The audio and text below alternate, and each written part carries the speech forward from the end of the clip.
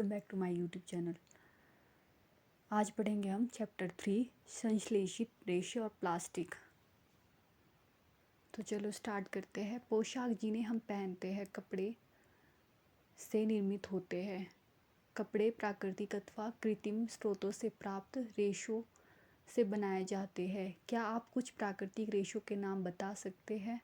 रेशों का उपयोग विविध प्रकार की अनेक घरेलू वस्तुओं के निर्माण हेतु भी किया जाता है। रेशों से निर्मित कुछ सामान्य वस्तुओं की सूची बनाइए। उन्हें प्राकृतिक और कृत्रिम रेशों से निर्मित वस्तुओं में विभाजित करने का प्रयास कीजिए। आपने कुछ वस्तुओं को कृत्रिम चिन्हित क्यों किया? आपने अपनी पिछली कक्षाओं में पढ़ा है कि प्राकृतिक रेशे जैसे कपास, ऊन, रेशम आदि पौधों अथवा जंतुओं से प्राप्त होते हैं। दूसरी ओर संश्लेषित रेशे मनुष्य द्वारा बनाए जाते हैं, इसीलिए ये संश्लेषित अथवा मानव निर्मित रेशे कहलाते हैं। संश्लेषित रेशे क्या है? धागे से जुड़े मनकों के हार में पाई जाने वाली एक रूप बनावट को समरण करने का प्रयास कीजिए। 3.1 ए अथवा चित्र 3.1 बी के समान कुछ कागज क्लिपों को जोड़कर एक लंबी श्रृंखला बनाने का प्रयास कीजिए। क्या दोनों में कोई समानता है? एक संश्लेषित रेशा भी छोटी इकाइयों को जोड़कर बनाई गई एक श्रृंखला है। प्रत्येक छोटी इकाई वास्तव में एक रासायनिक पदार्थ है। इस प्रकार की अनेक छोटी इकाइयाँ मिलकर एक बड़ी एकल इकाई बनाते हैं, जो बहुलक अंग्रेजी में पॉलीमर कहलाते हैं।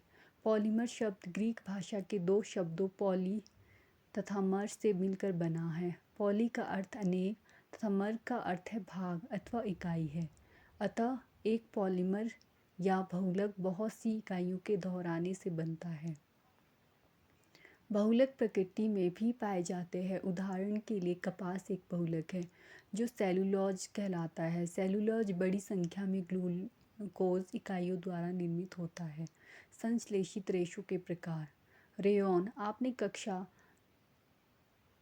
7 में पढ़ा है कि रेशम कीट से प्राप्त किया जाता है। इसकी खोज चीन में हुई थी और इसे लंबे समय तक कड़ी सुरक्षा में गोपनीय रखा था। रेशे से प्राप्त कपड़ा बहुत महंगा होता है, परंतु इसकी सुंदर जो बुनावट है, टेक्सचर है, ने प्रत्येक व्यक्ति को मोह लिया। रेशम के कृत्रिम रूप से बनाने के प्रयास किए गए। 19वीं शताब्दी के अंतिम छोर पर वैज्ञानिकों को रेशम समान गुणों वाले रेशे प्राप्त करने में सफलता प्राप्त हुई। इस प्रकार का रेशा काष्ठ लुगदी के रासायनिक उपचार से प्राप्त किया गया। यह रेशा रेयॉन अथवा कृत्रिम रेशम कहलाता है। यद्यपि रेयॉन प्राकृतिक स्रोत काष्ठ लुगदी से प्राप्त किया जाता है, यह एक मानव निर्मित रेशा है। यह रेशम से सस्ता होता है, परंतु इसे रेशों के समान बुना जा सकता है। इसे रंगों की कई किस्मों में रंगा जा सकता है। रेयॉन को कपास के साथ मिलाकर बिस्तर की चादरें बनाते हैं अथवा ऊन के साथ मिलाकर कालीन या गलीचा बनाते हैं। नायलॉन। नायलॉन एक अन्य मानव निर्मित रेशा है। इसे 1931 में बिना किसी प्राकृतिक कच्चे माल, पौधे या जंतु से प्राप्त का उपयोग किए बनाया गया। इसका निर्माण कोयले, जल और वायु से किया गया। यह प्रथम पूर्ण रूप से संश्लेषित रेशा था। नायलॉन रेशा प्रबल, प्रत्यास्थ और हल्का था। यह चमकीला और धुलने में सुगम था, अतः यह कपड़ों के निर्माण हेतु बहुत प्रचलित हुआ। क्या नायलॉन रेशा वास्तव में इतना प्रबल है कि हम इससे नायलॉन पैराशूट और चट्टानों पर चढ़ने हेतु रस्से बना सकते हैं? हम नायलॉन से निर्मित कई वस्तुओं को उपयोग में लाते हैं, जैसे जुराबें, रस्से, तंबू, दांत साफ करने का ब्रश, कारों की सीट के पट्टे, स्लीपिंग बैग, शयन थैला, पर्दे आदि। नायलॉन का उपयोग पैराशूट और चट्टानों पर चढ़ने हेतु रस्सों के निर्माण में भी किया जाता है। एक नायलॉन का तार इस्पात के तार से भी अधिक प्रबल होता है। क्या नायलॉन के रेशे सचमुच इतने मजबूत होते हैं कि हम इससे पैराशूट और चट्टान पर चढ़ने की रस्सी का निर्माण कर सकते हैं? ये क्वेश्चन भूल चुका था, तो हाँ बना सकते हैं क्योंकि इस बात के तार से भी अधिक प्रबल होता है। फिर है क्रियाकलाप 3.1। एक क्लैंप युक्त लोहे का स्टैंड लीजिए। लगभग 60 सेंटीमीटर लंबा एक सूती धागा लीजिए। इसे क्लैंप से बांध लीजिए जिससे यह स्वतंत्र रूप से लटक जाए, जैसा चित्र 3.5 में प्रदर्शित है। मुक्त सिरे पर एक हुक लगा पल्ला बांध लीजिए जिसमें बाट रखे जा सके। पलड़े में एक एक करके बाट तब तक रखते चले जाइए जब तक कि धागा टूट ना जाए। धागे को तोड़ने हेतु आवश्यक कुल भार को लिख लीजिए। यह भार रेशे की सामर्थ्य बताता है। इसी प्रक्रिया को ऊन, पॉलिस्टर, रेशम और नायलॉन के धागों के साथ दोहराइए। आंकड़ों को सारणी 3.2 की भांति सारणीबद्ध कीजिए। धागों को उनके बढ़ते सामर्थ्य में क्रम में व्यवस्थित कीजिए। आप रेशों को लटकाने हेतु दीवार पर लगे हुए एक हुक अथवा जो कील है उसका उपयोग कर सकते हैं और दूसरे सिरे पर पॉलीथीन की थैली बांध सकते हैं। बाटों के स्थान पर आप एक ही आकार वाली कांच की गोलियां या गुटिकाओं का उपयोग कर सकते हैं। सावधानी ध्यान रखें कि सभी धागे एक ही लंबाई एवं लगभग एक ही मोटाई के होने चाहिए।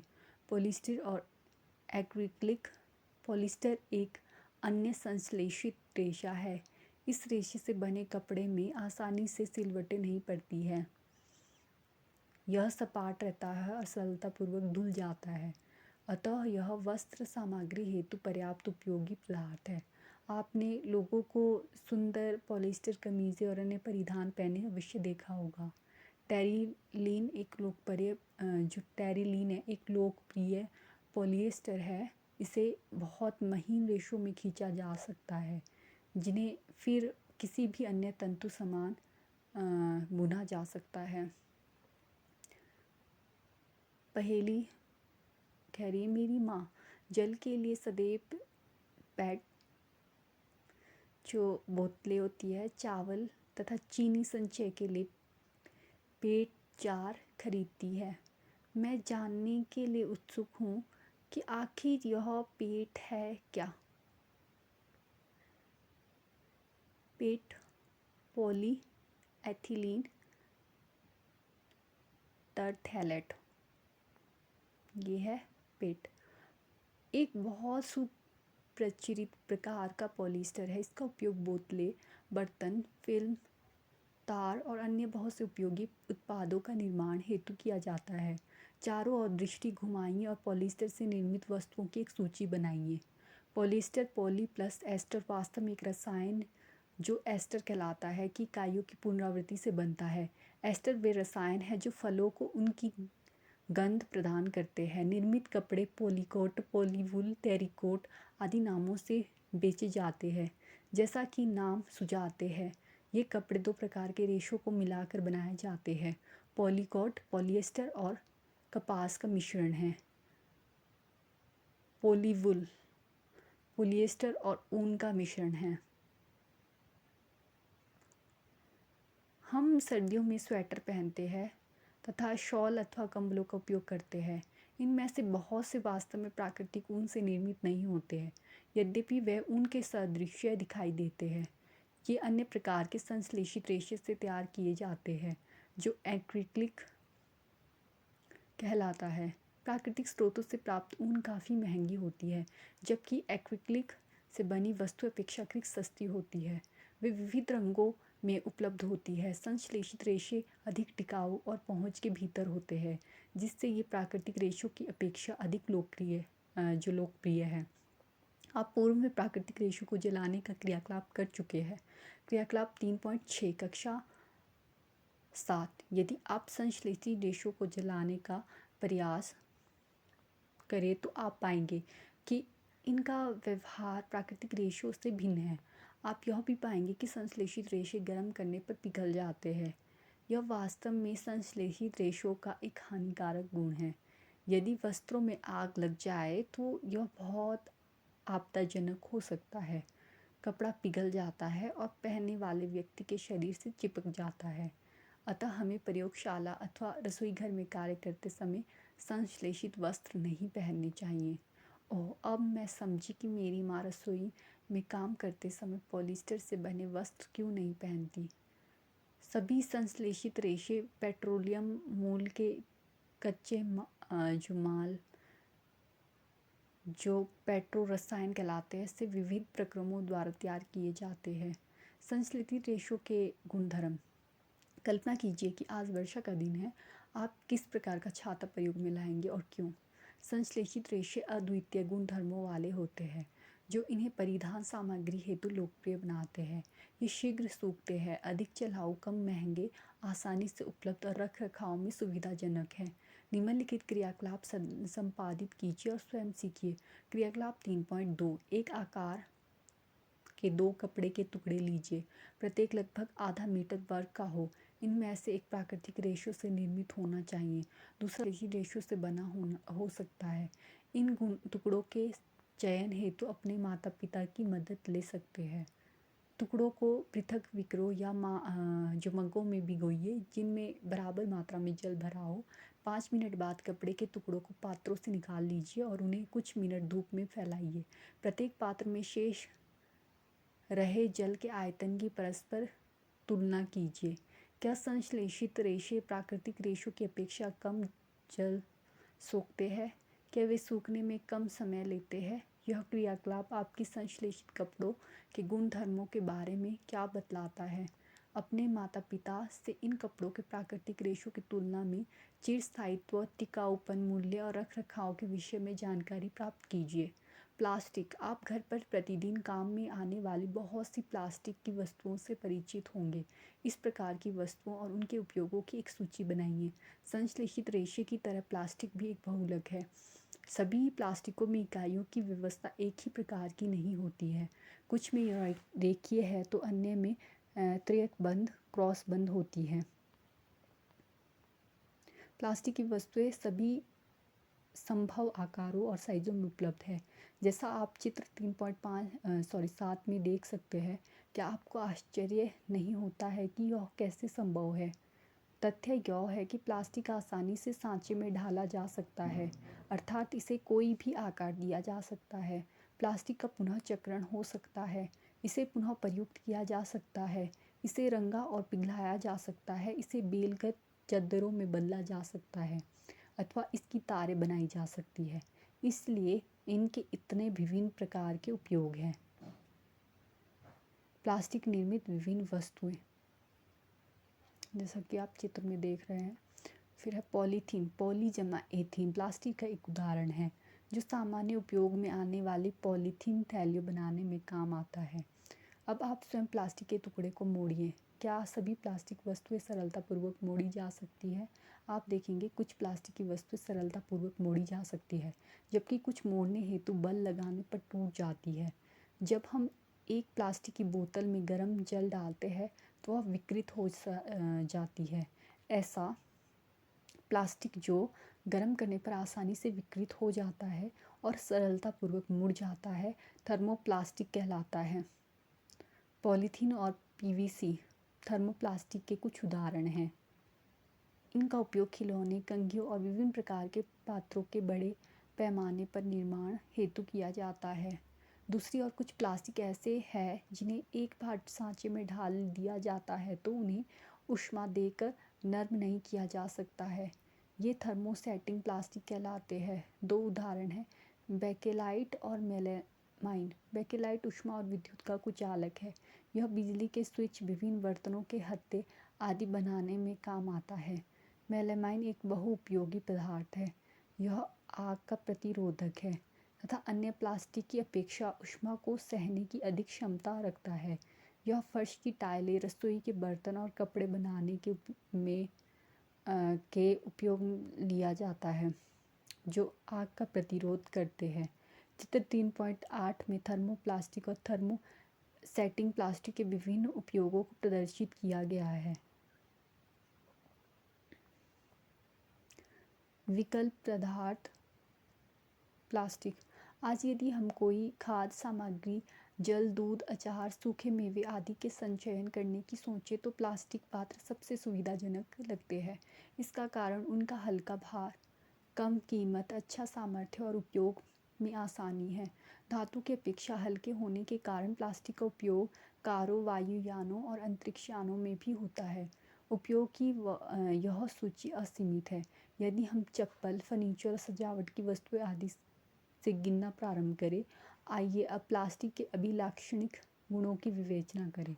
प्लास्टिक अनभिक्रियाशील है। आप जानते हैं कि लोहे जैसी धातुओं को जब नमी और वायु में खुला छोड़ दिया जाता है तो उनमें जंग लग जाता है, परंतु प्लास्टिक जल और वायु से अभिक्रिया नहीं करते हैं। उनका संक्षारण आसानी से नहीं होता है, इसीलिए इसका उपयोग बहुत से रसायनों सहित विभिन्न प्रकार के पदार्थों के संचयन हेतु किया जाता है। प्लास्टिक हल्का, प्रबल और चिरस्थायी।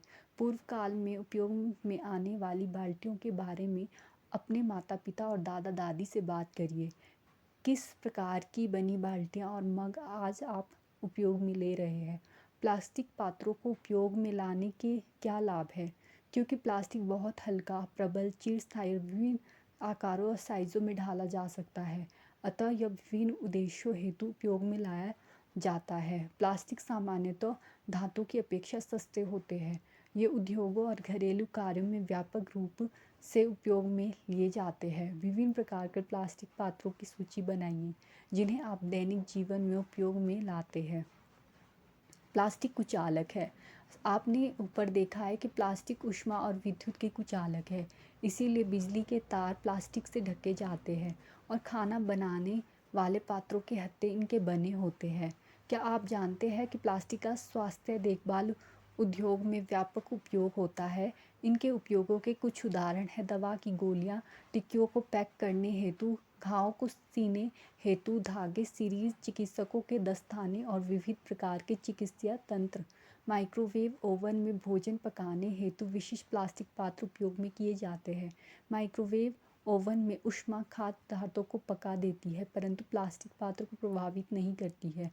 टेफ्लॉन एक विशिष्ट प्लास्टिक है जिस पर तेल और जल चिपकता नहीं है। यह भोजन पकाने के पात्रों पर न चिपकने वाली परत लगाने के काम आता है।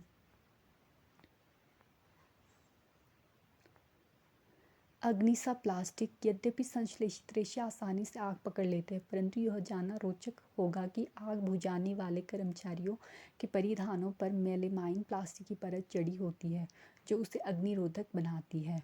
प्लास्टिक और पर्यावरण। जब हम बाजार जाते हैं तो हमें प्लास्टिक अथवा पॉलीथीन थैली में लपेटी वस्तुएं मिलती है।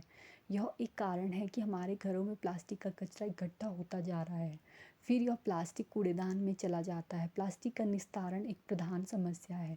क्यों? पदार्थ जो प्राकृतिक प्रक्रिया जैसे जीवाणु की क्रिया द्वारा अपघटित हो जाता है जैव निम्नीकरण कहलाता है।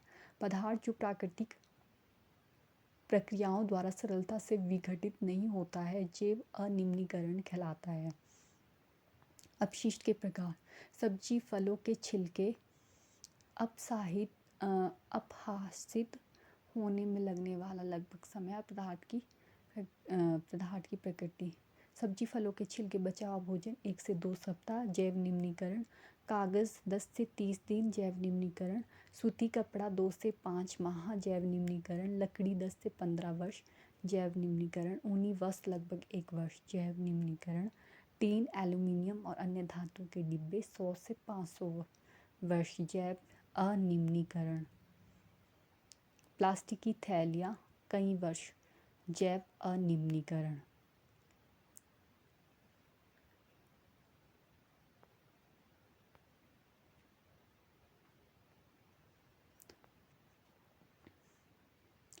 क्योंकि प्लास्टिक अपघटित होने में कई वर्ष ले लेता है, यह पर्यावरण हितैषी नहीं है। यह पर्यावरण प्रदूषणों का कारण बनता है। इसके अतिरिक्त जब हम संश्लेषित पदार्थ को जलाते हैं तो पूर्णतः जलने में लंबा समय लेता है। इस प्रक्रम में यह भारी मात्रा में विषैली धूम उत्सर्जित कर पर्यावरण प्रदूषित करता है। इस प्रकार समस्या का समाधान कैसे किया जा सकता है? यथासंभव हो प्लास्टिक के उपयोग से बचिए। कपास या जूट के बने थैलों का उपयोग कीजिए। जैव निम्नीकरण और जैव अनिम्नीकरण अपशिष्ट को अलग इकट्ठा करिए और इसका अलग निस्तारण करिए। इसे अपने घरों पर व्यवहार में लाइए। कुछ और तरीके भी सुझाइए जिनके द्वारा आप प्लास्टिक पदार्थों के उपयोग को कम करने में सहयोग दे सकते हैं। प्लास्टिक अपशिष्ट को पुनः चक्रित करना बेहतर होगा। अधिकांश थर्मोप्लास्टिक पुनः चक्रित किए जा सकते हैं। जिन वस्तुओं का पुनः चक्रण किया जा सकता है उनकी सूची बनाइए। पुनः चक्रण के समय कुछ रंग प्रदान करने वाले अभिकर्मक मिला दिए जाते हैं। इससे पुनः चक्रित सामग्री का उपयोग विशेष रूप से खाद्य पदार्थों के संचयन हेतु सीमित हो जाता है। एक उत्तरदायी नागरिक के रूप में 5R सिद्धांत को याद रखिए। उपयोग कम करिए, रिड्यूस, पुनः उपयोग करिए, रीयूज, पुनः चक्रित करिए, रिसाइकल, पुनः प्राप्त करिए, रिकवर, और उपयोग ना करना, रीयूज। इस प्रकार की आदतें विकसित करिए जो पर्यावरण रिफ्यूज हितैषी हो। क्या आपने कोई ऐसा कचरे का ढेर देखा है जहां पशु, विशेष रूप से गाय, कचरा खा रही हो? खाद्य अपशिष्ट खाने के प्रक्रम में ये पशु पॉलीथीन की थैलियाँ और खाद्य पदार्थों के रेपर भी निगल जाते हैं। क्या आप इसके परिणामों की कल्पना कर सकते हैं? प्लास्टिक पदार्थ इन पशुओं के श्वसन तंत्र में कंठरोध उत्पन्न करते हैं अथवा आमाशय में एक अस्तर बनाते हैं और अंततः यह उनकी मृत्यु का कारण बन सकते हैं। लापरवाही से इधर उधर फेंकी गई पॉलीथीन की थैलियाँ नालियों को रोक देती है। कभी कभी हम बहुत अधिक लापरवाही दिखाते हैं और चिप्स, बिस्कुट्स और अन्य खाद्य पदार्थों के रेपर सड़क पर, उद्यान अथवा पिकनिक के स्थानों पर फेंक देते हैं। क्या हमें ऐसा करने से पहले सोचना नहीं चाहिए? एक उत्तरदायी नागरिक के रूप में आप क्या उपाय सुझाते हैं जिससे सार्वजनिक स्थल स्वच्छ और प्लास्टिक मुक्त रहे? रेशा विवेक, प्लास्टिक की थैलियाँ जलाशयों में अथवा सड़क पर नहीं फेंकिए। खरीदारी के लिए सूती कपड़े का थैला या जूट का थैला लेकर जाइए। प्लास्टिक पदार्थों का उपयोग कम से कम करिए। उदाहरण के लिए प्लास्टिक के स्थान पर स्टील से बने भोजन रखने के डिब्बे को प्रयोग में लाइए। आपने क्या सीखा? संश्लेषित रेशे और प्लास्टिक प्राकृतिक रेशों की भांति बहुत बड़ी इकाइयों से निर्मित होते हैं जो बहुलक कहलाते हैं। बहुलक अनेक छोटी इकाइयों से निर्मित होते हैं जबकि प्राकृतिक रेशे पौधों और पशुओं से प्राप्त होते हैं। संश्लेषित रेशे पेट्रो रसायन के रासायनिक प्रक्रमण से प्राप्त होते हैं। प्राकृतिक रेशों की भांति इन रेशों को भी कपड़ों के रूप में बुना जा सकता है। संश्लेषित रेशों का उपयोग घरेलू वस्तुओं जैसे रस्से, बाल्टियों, फर्नीचर, पात्र आदि से लेकर वायुयानों, जलयानों, अंतरिक्ष यानों, स्वास्थ्य सेवा आदि उच्च विशिष्टता वाले उपयोगों में किया जाता है। संश्लेषित रेशों के बृहत निर्माण हेतु उपयोग में किए गए रसायनों के प्रकार के आधार पर उन्हें रेयॉन, नायलॉन, पॉलिएस्टर और एक्रिलिक नाम दिए गए हैं।